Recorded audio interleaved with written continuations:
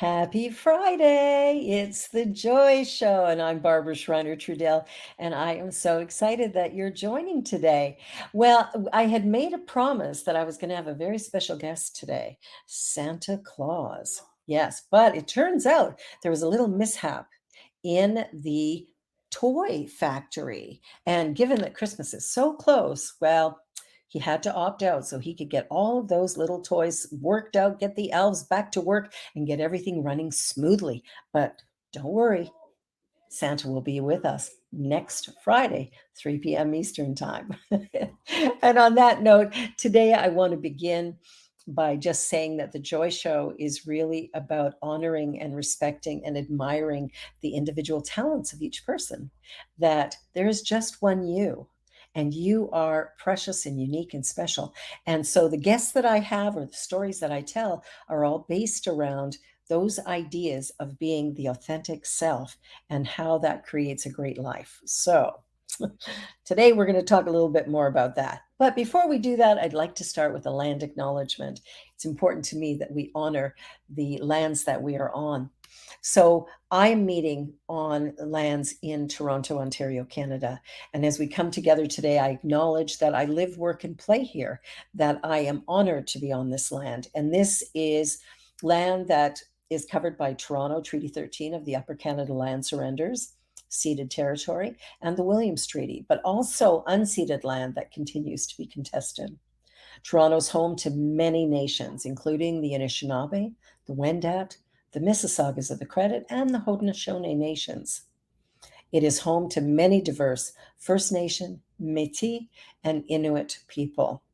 And we acknowledge that all treaty people, including settlers who've come from other places, that we're all on this land, and it's up to us to recognize our oneness, to realize our history, and to choose to create a new reality.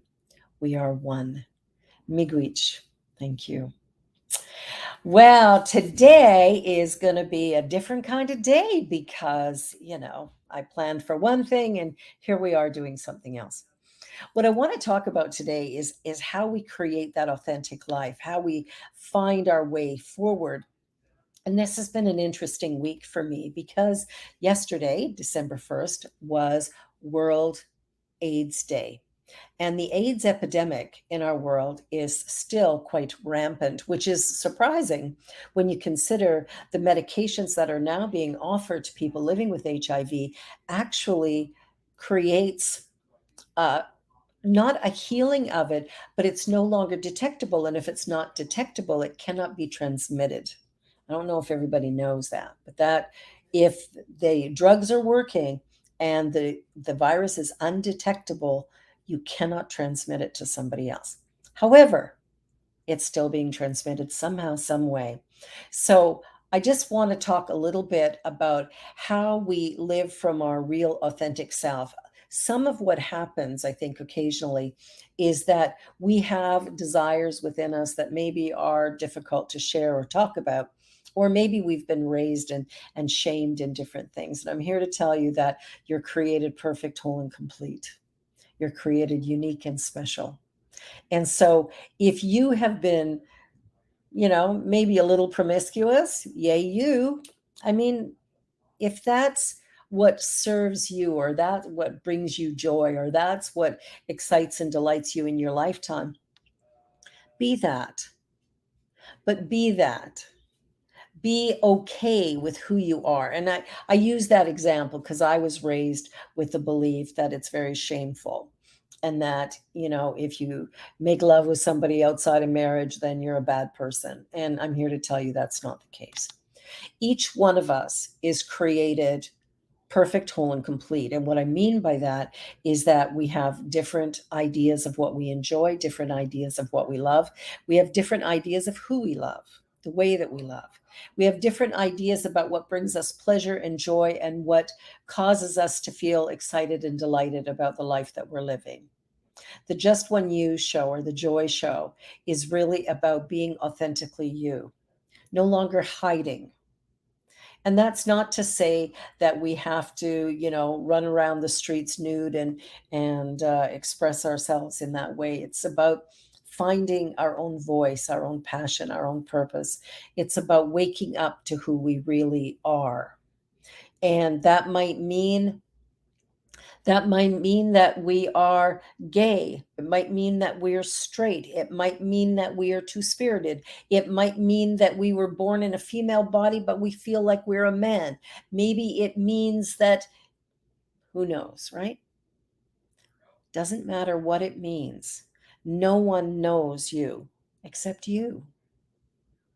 And if you can live from a place of accepting yourself as you are, loving yourself as you are, what happens is you no longer have the need to please others.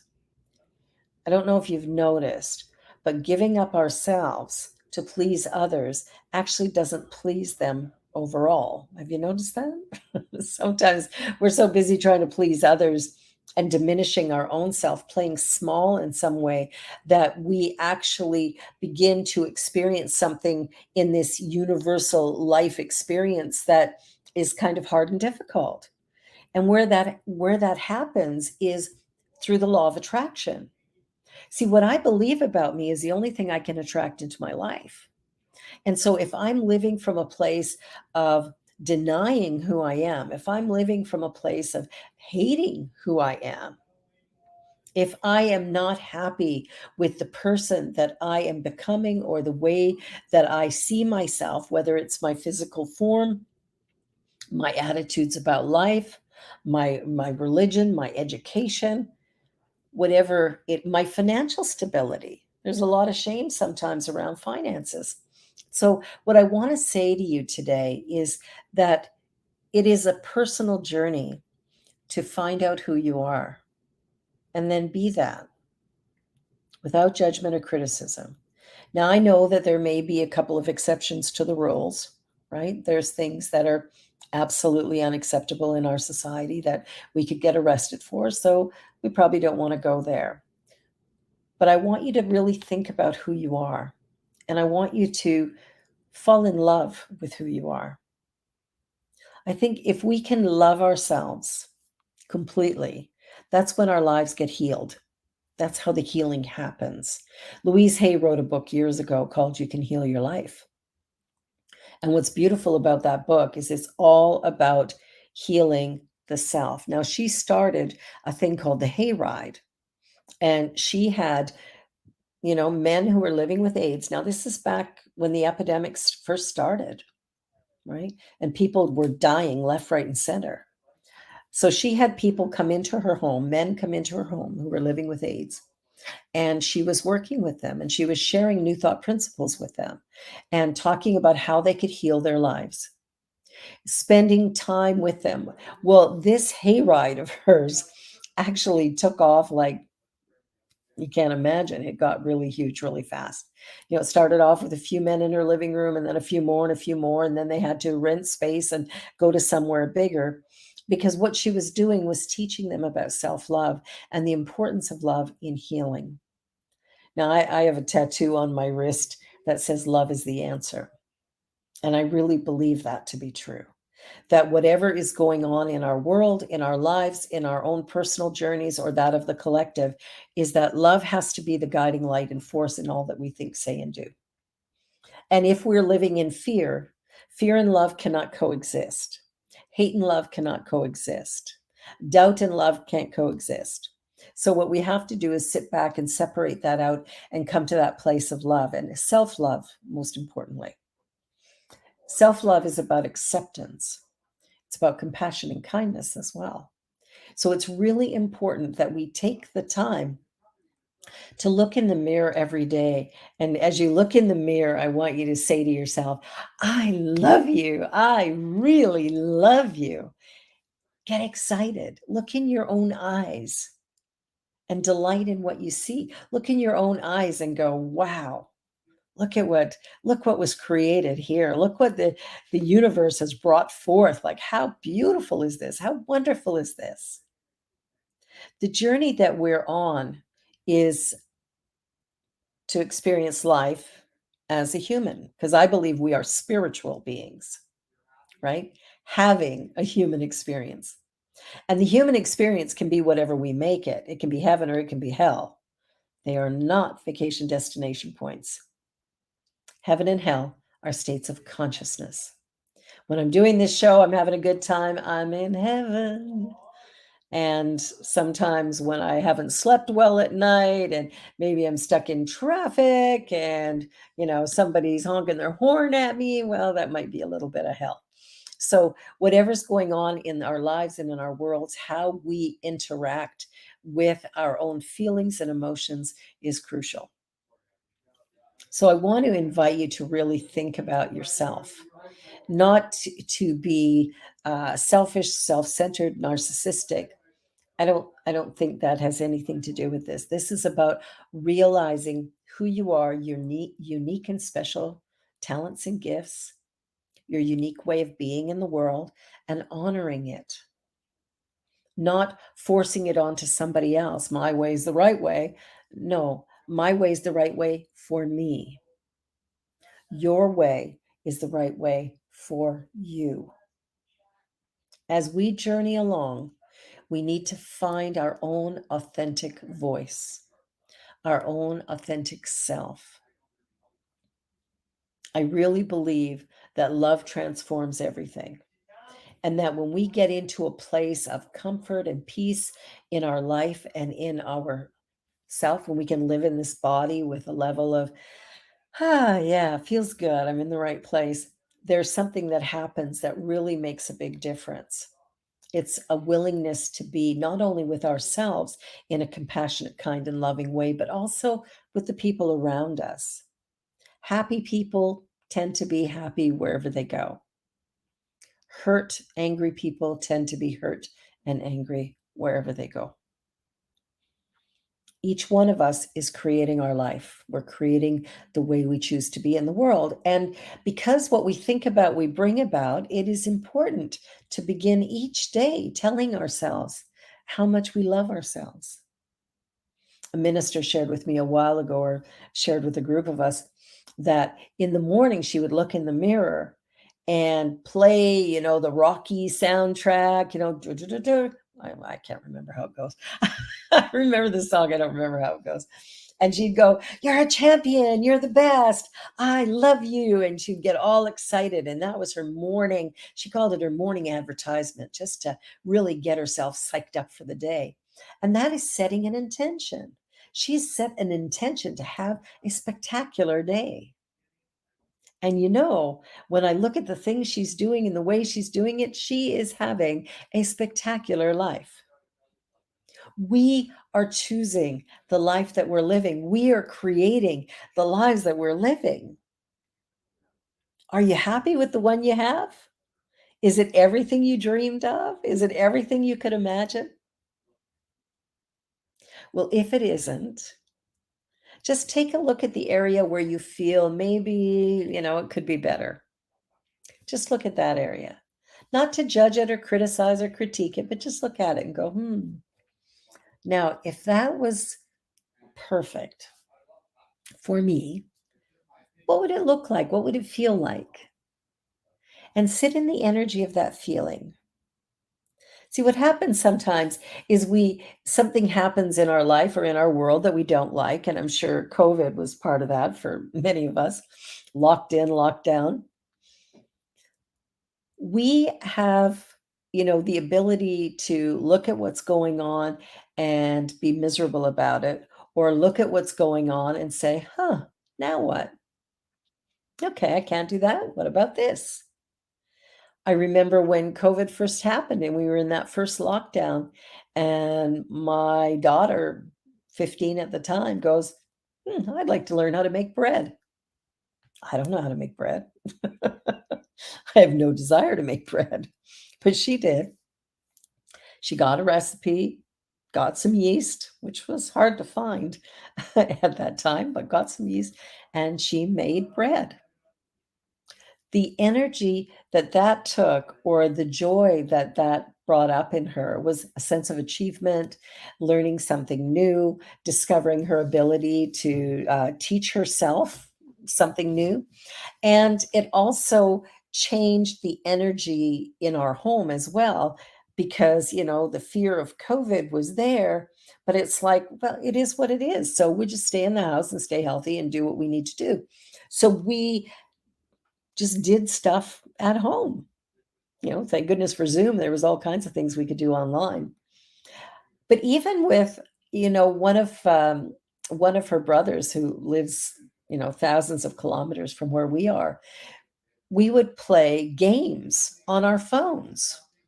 We'd sit back and pick up our phone and we played a game. So what we did was we took a situation that felt hard and difficult and decided to make it something else because we were all in the same boat.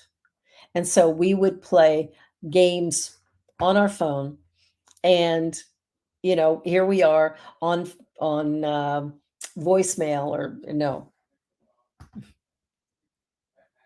what's it called? we've got our phones opened up. Anyway, who knows? Anyway, we're able to speak to each other. We're able to play the games. We can see on our phone what each player has done.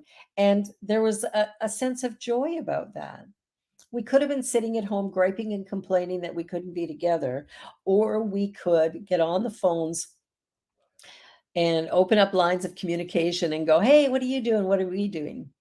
Next week, we'll have Santa Claus here. And you know what Santa did during lockdown? When Christmas hit, Santa FaceTimed a number of young children. And you want to know what their experience was of that? Like, oh my goodness, Santa called me. It was probably even bigger than going and sitting on Santa's knee, which would have been the year before.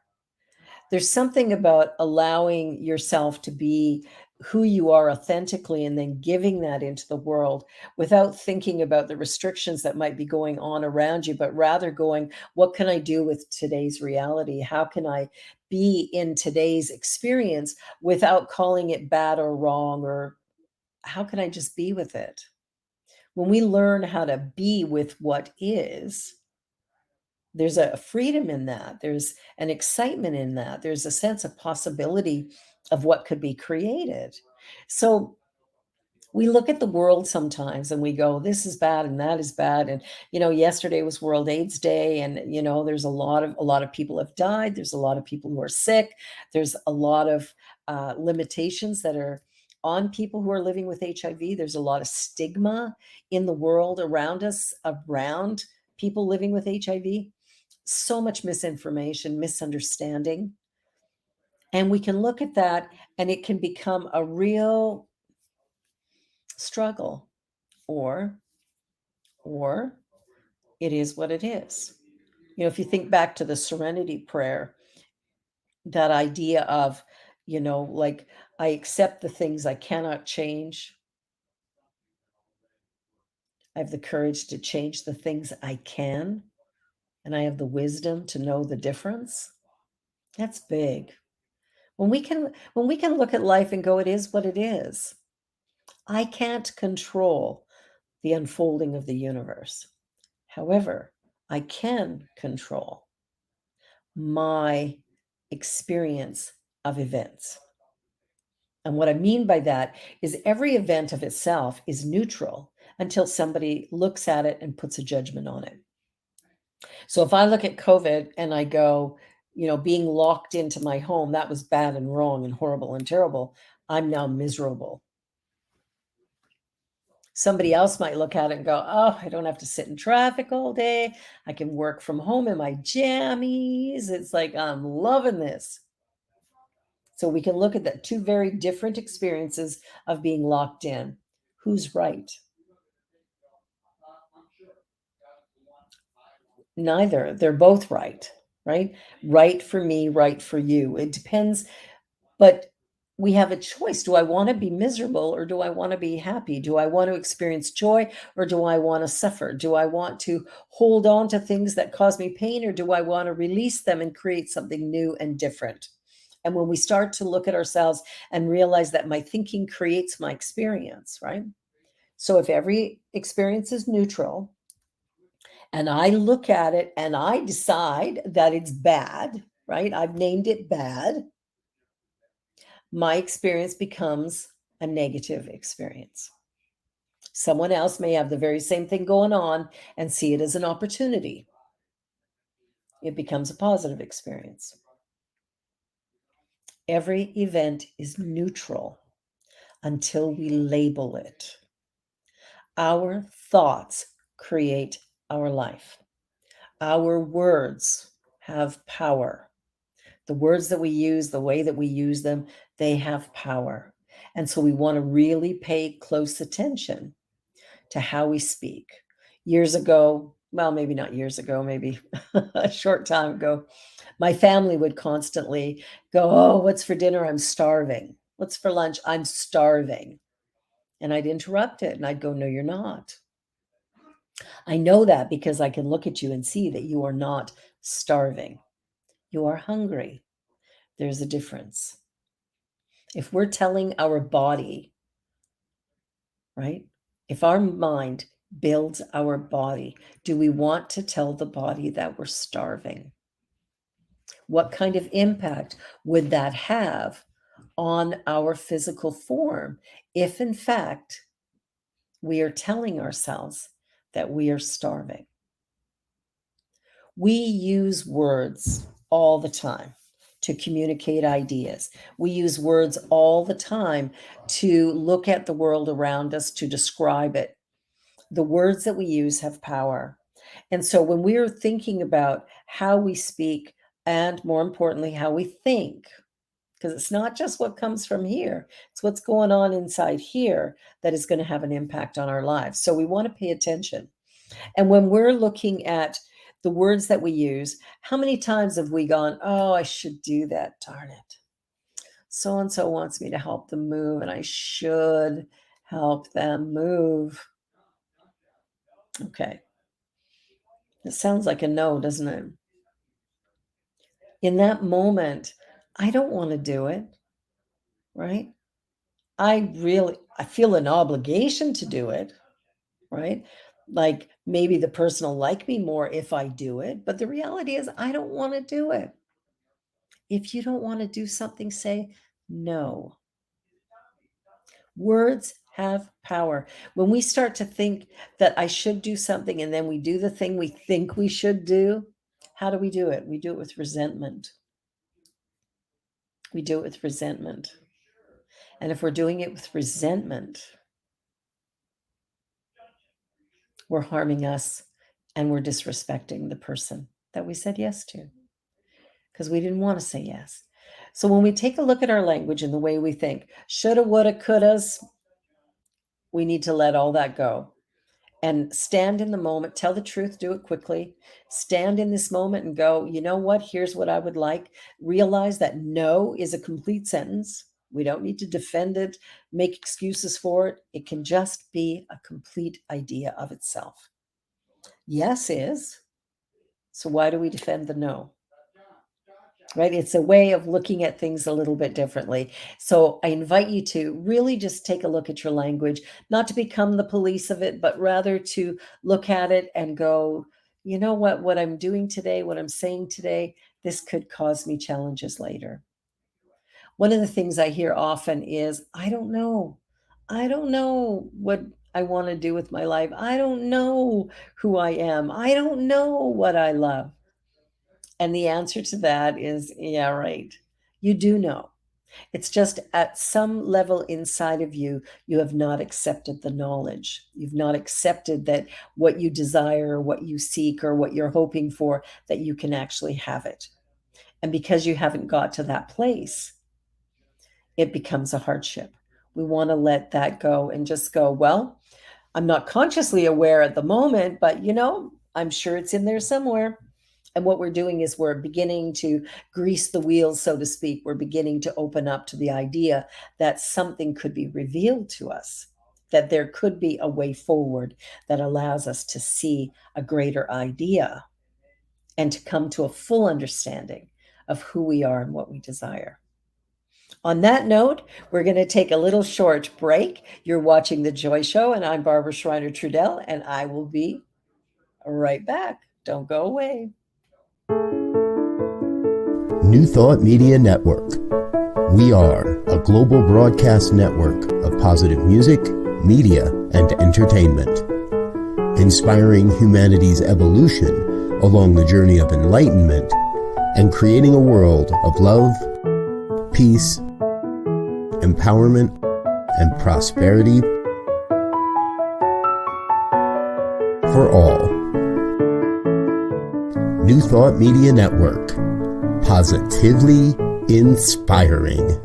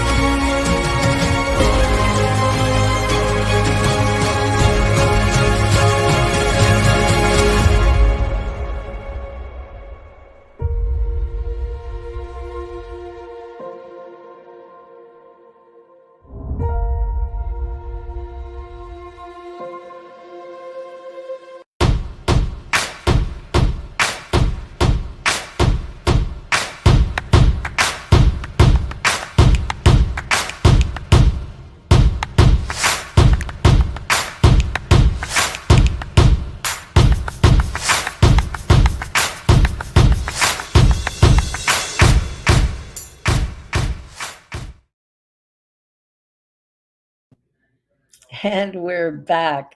You're watching The Joy Show, and I'm really glad you're here. I'm just talking off the top of my head today. Santa couldn't come, had a little, kitschy thing happen in the North Pole there, and they had problems on the assembly line. They're building all those toys, getting ready for Christmas, and here we are. So Santa will be with us next week. So be sure to tune in. And if you have little ones, they might like it too. The ideas that I've been sharing today are about finding our authentic self, our authentic voice, about accepting who we really are rather than pretending to be something else. And I know it's a challenge. I remember years ago, wishing I could be so many different things, so I could be this person or that. I looked at other people going, oh, they got it made. Look at that person. Oh, they're beautiful, or they're tall, or they're doing this career. Or it was like, whoa, back it up. What I'm suggesting today is that the true way of experiencing life fully is to be who you are. Frankly, everybody else is taken, so probably a good idea.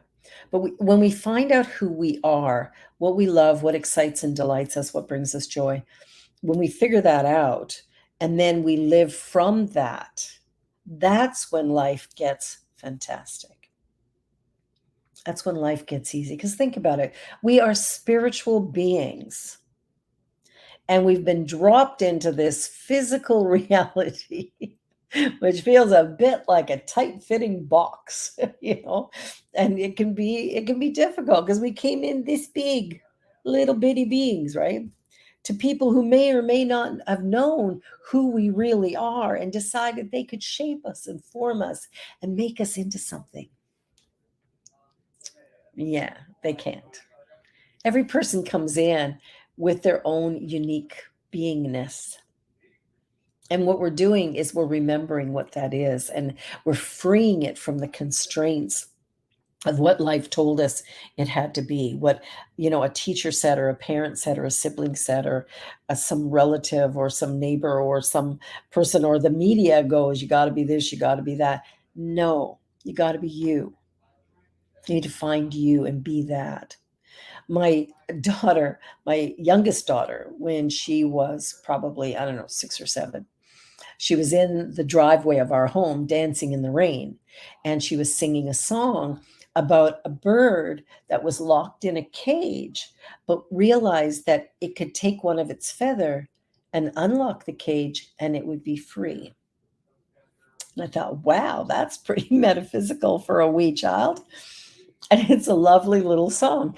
And every time I hear it, because I did record it, and every time I listen to it, I think, man, that was such wisdom. And if we as adults realize, because what the song told me is I have within me what I need to unlock my own restraints. I don't have to live fully restrained. I can unlock that and live with a sense of freedom.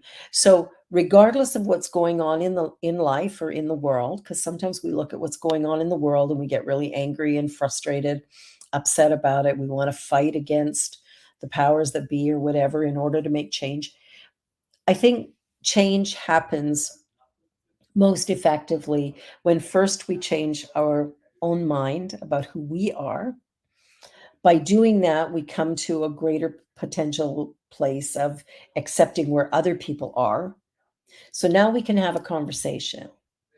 My whole self can listen to your whole self, and I can disagree with you. I can decide that what's right for you is not necessarily right for me. I can choose to accept this journey of life and living for what it is rather than trying to make it into something that my ego self has decided would be good. So there's a transition that happens, and it comes from how we think, right? Our thinking creates our reality. Ernest Holmes, who created the science of mind, talked about thoughts are things. Change your thinking, change your life. And he created a formula for a spiritual mind treatment. And treatment is used to change the mind. And why we want to change it is because if we're thinking that it's hard and difficult, challenging and awful, well, the law is exact. That is what it will return to us. So the more we sit in the angst, the more that we resist what is, the more there is to resist, right? Everything gets amplified. But if we turn around and go, okay, things aren't working here. Let me turn a little to the left or a little to the right. What happens is all of a sudden we see a possibility. We always want to be seeking a possibility. The universe is a perfect expression of love. And by love, I mean oneness.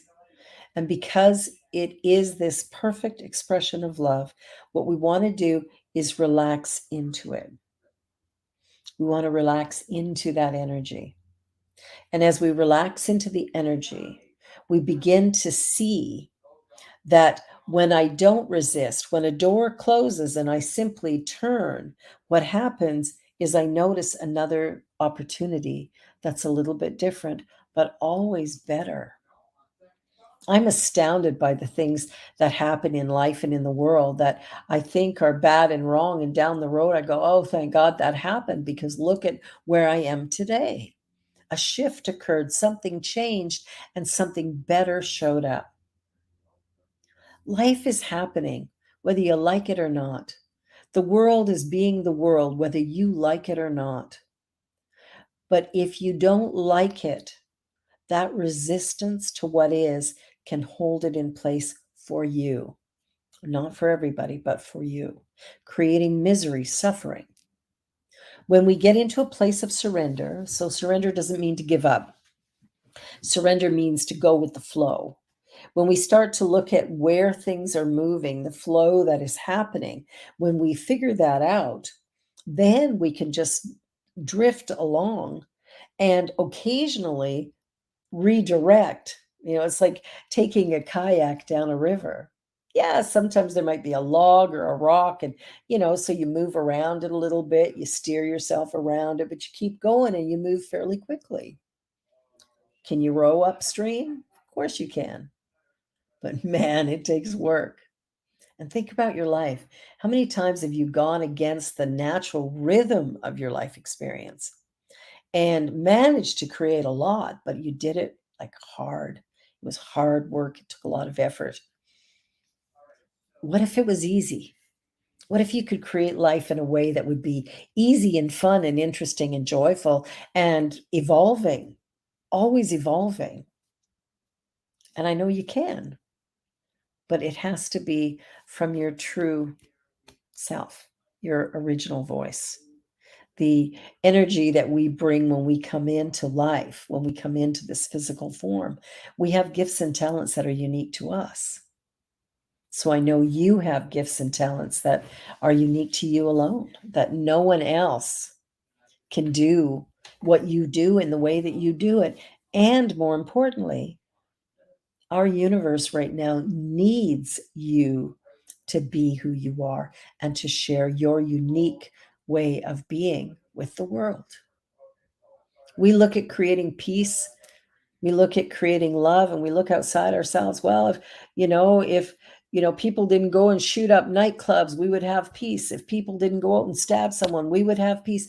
No, peace is a personal decision in the face of some trauma, some challenge, some difficulty. In the face of that, I choose peace regardless. If we go back to Martin Luther King Jr. and look at his nonviolence stance, his attitude was, yes, things need to be done, but we don't use violence to do it. I mean, think about it for a minute. If somebody comes up to you and twists your arm and makes you say, oh, yeah, I really love you a lot, have they actually changed your mind in any way? Do you actually love that person, or are you saying what you need to say to stop the pain? So we want to look at that and go, is that really serving me? Our language, the words we use, the way that we use them, the way that we treat each other, all reflects what it is we believe about ourselves. How you treat others makes me think that there's something in you that's treating yourself similarly. And so if you treat people badly, in what ways are you treating yourself badly? If you're treating other people really well, if you're being a martyr, what does that say about you? Somehow I'm not valuable, I'm not enough, I'm not good enough, or whatever. And so I'm going to diminish myself for someone else or something else. There's a way of balancing life that says, I am sufficient to it. I have the gifts, the talents, the abilities to be great. I have the gifts, talents, and ability to be exactly what I was created to be. And I'm going to do that. I'm going to find my talents. I'm going to find my natural way of being, and I am going to be it, and I'm going to be it out loud and full on. I'm going to just release the brake and move forward with such delight, with such joy, with such awe, that I'm going to create a transformation in the world around me. The way that we do that is from that authentic power, because we're all powerful, right? We are created with the same attributes as that which created us. That intelligence back of the universe created each one of us and created us in a way that is unique. And when we find our unique voice, when we begin to live from that unique voice, when we begin to celebrate our own personal existence, what happens is there's such peace and joy and love in our hearts that that's what we share with the world around us. We're not trying to convince people of who we are. We're not trying to change the world saying, oh, it's broken, it's flawed. No. We are living in a way of celebrating, honoring, and respecting the beauty, the magnificence, the diversity, the equity in the world. We're seeing the possibility. And we're living from that possibility. Not that it's going to happen someday, but that it's a here and now reality for me. And if it's a reality for me, that energy can become a virus and spread, right? And it can become a reality for others as well. If we're going to spread a virus, let's spread a little love and peace and joy. I think that's a better virus to get out there. Be the change you want to see in the world. That's what Gandhi said. Be the change. So being the change means I'm going to choose to be happy. I'm going to choose to honor my true path. I'm not going to live a life that diminishes me so somebody else feels more powerful. I'm not going to diminish me so that you can feel good about yourself. I'm going to stand in my truth. I'm going to stand in my strength. I'm going to stand in my unique expression of life and love. And by doing that, I model a behavior that you could model for yourself as well. We're always at choice about what we do, how we do it, where we do it, when we do it, with whom we do it. We all have a choice constantly to love ourselves or not. We always have a choice to decide that I am enough in the world or that somehow I'm insufficient to what needs to be done. If we're feeling less than, if we're feeling limited, if we're feeling like we're unimportant, if we're feeling like somehow we're just not good enough, if that's what's going on in our mind, if that's what's going on in our hearts, then that's up to us to change. If I believe in me, others will believe in me. If I love me, others will love me. If I like who I am, others will like me. Will everybody like me? Probably not. Will everybody love me? Probably not. I don't need everybody to like and love me. I need to like and love me for me.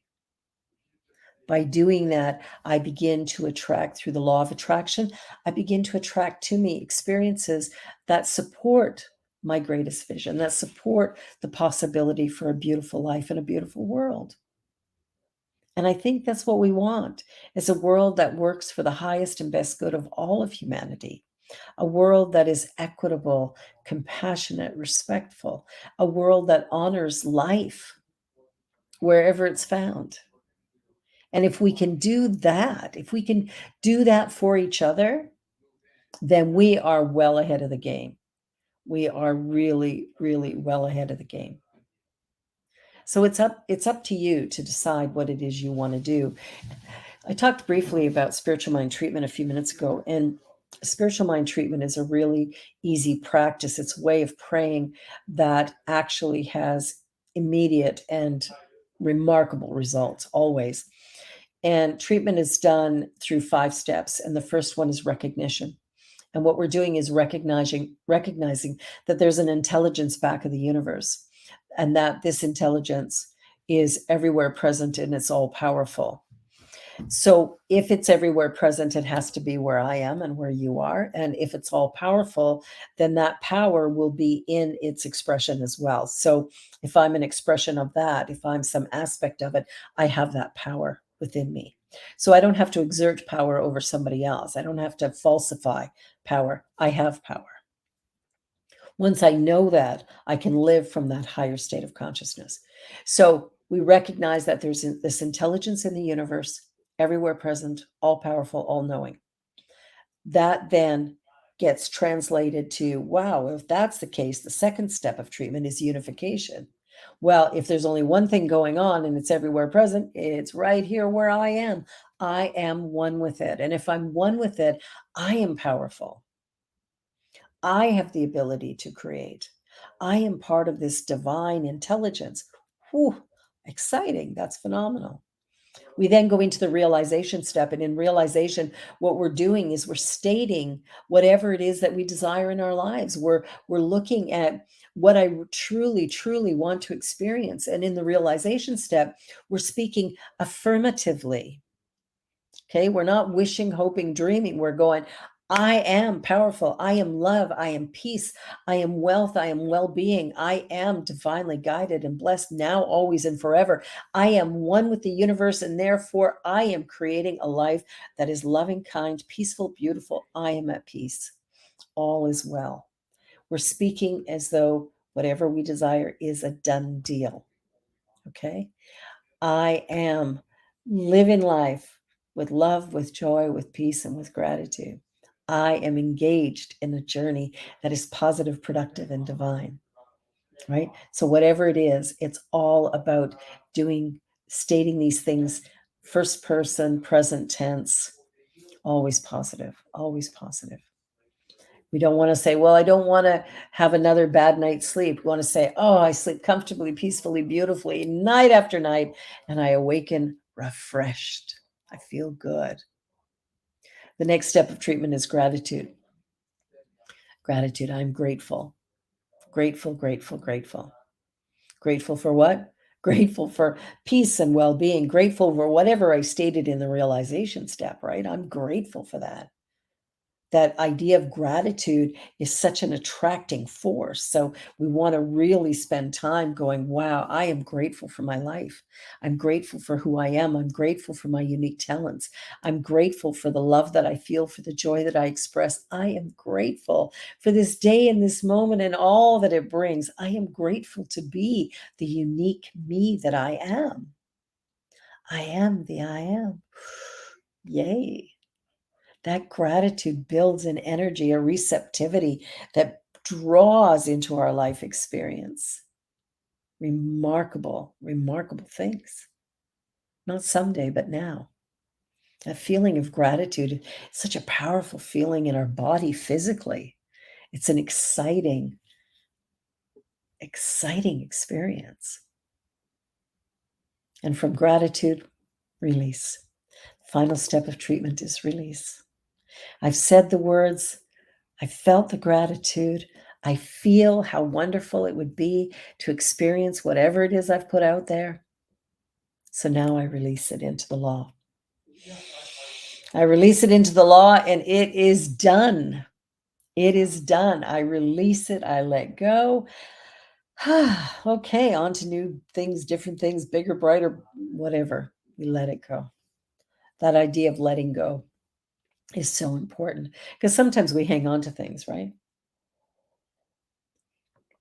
Sometimes we have an idea that we have to force something to happen. We have to manipulate things to get what we want. We have to push to create something new. What if we don't? What if we're human beings, not human doings? What if being with life, being with the flow of life, being joyful, even in the midst of anguish, that by focusing our attention on that which is beautiful, allows us to then deal with the challenging things, the bumps in the road, the difficulties that come with a greater sense of ease. If I know who I am, it is way easier to navigate life. When I know who I am, when I love who I am, regardless of illness, regardless of financial abilities, regardless of career or education, regardless of marital status, regardless of sexual orientation, regardless of anything. When I love and accept myself as I am, where I am, then there's a sense of joy that comes. There's a sense of peacefulness that comes. There's a sense of comfort, relaxation, a sense of, yeah, anything's possible. We start to believe a little more. This idea of life can be a constraint or it can be an experience of freedom. And it's really up to you to decide for yourself what it is you'd like to create. What intentions are you setting for your life, moment by moment, day by day? Do you wake up in the morning going, oh my God, I'm so tired. I don't want to go to work today. I just don't want to do this. Or do I wake up in the morning and go, oh, now what? Oh, let me have my coffee and let me have my shower and let me dress my body beautifully and let me go out into the world and play and laugh. Let me connect with another human being. Let me love and laugh and play and be. Let me dance and sing. What is my intention for the day? What is it that I want to do? What is it I want to be? And do I have something valuable to add? Is every experience I have got value added to it? Are my interactions with people essential and important? Do they matter? Yesterday, when I was at the at the AIDS Memorial in Toronto, uh, we were all standing around, many of us, and it's quite cold here right now. It was quite a cold day, and we're all standing around in our parkas and everything. And, there's people drumming and there's speakers presenting, and we're outside for quite a while. And I noticed a gentleman standing across the circle from me, one of the people who's a recent immigrant to Canada, refugee. And this person's really engaged in what's going on. And I noticed that he was barefoot, wearing sandals. And I just thought, Like, I was freezing. My feet were freezing, and I had shoes on, closed shoes, and I had socks in my shoes, and my feet were freezing, and I thought, "Holy crow." Well, it turns out I had an extra pair of socks in my bag. So I zipped around the edge so I didn't get in front of cameras that were filming things, but I brought him those socks, and the joy on his face was something. For me, it felt, I wish I could have done more, but I did what I could. And I think that's part of loving ourselves and loving the world around us, is to do what we can do what we feel called to do, right? I really, as soon as I saw him, I felt compelled to give away these socks. It's like, they're a pair of socks. I have lots, right? What do I need? I wished I had brought heavier socks, maybe wool socks. That would have been nice for him, but this helped, and it did make a difference. The other thing I brought was these little packets that when you shake them, they become hot. And I don't know how many of them. I had a bag full. And I handed them out to a number of people that I saw were not dressed for the weather. You know, when you move to a new country, you don't always know everything to expect. You don't know exactly what's going to happen. You don't necessarily come fully prepared for the weather, for the environment. And so there is a learning curve, shall we say.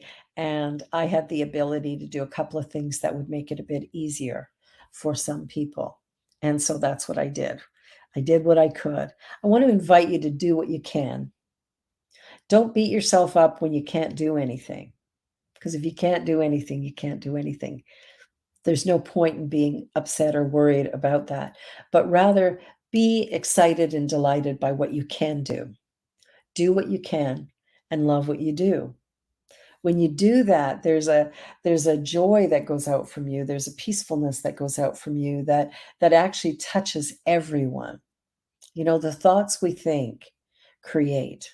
And so when we do things out of judgment, we do things out of, oh, I should do this, or we've got some kind of resistance to what we're being asked to do. When that's the energy, it depletes us and it depletes the people around us. So I invite you to find your voice, find your authentic power, find your natural gifts, and give them into the world. Now, I'm not saying you have to give them for free. Sometimes we give our gifts and we get paid well for them. Sometimes we work at one thing and we give our gifts completely because that's our service.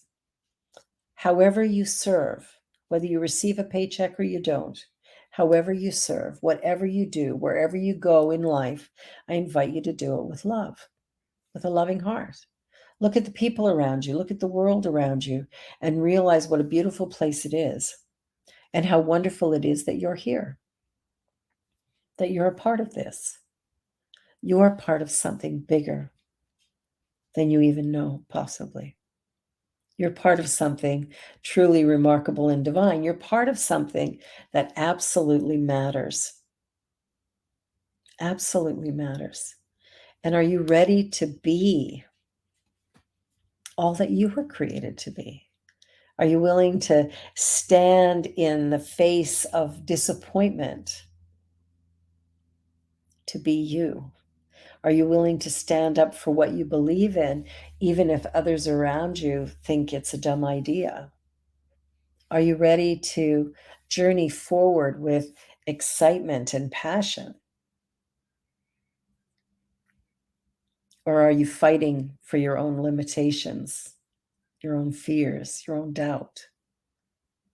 Do you spend hours on the day on the news? Or do you spend hours each day in prayer and meditation, in joy and celebration, dancing, playing, laughing, creating?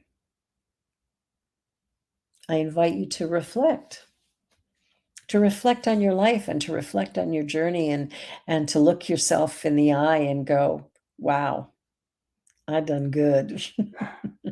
That's my poor English. I done good. But to be able to pat yourself on the back, not in a self-aggrandizing way, but rather to pat yourself on the back going, you did what you could. You did what you could. And you did it in a way that was kind and compassionate and loving.